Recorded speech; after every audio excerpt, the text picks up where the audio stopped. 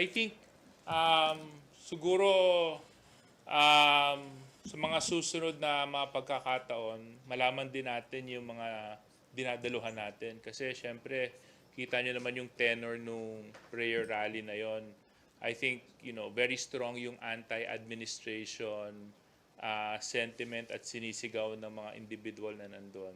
So, of course, being part of the cabinet of President Bongbong Marcos, so it sends the wrong signal. Especially for me, di ba?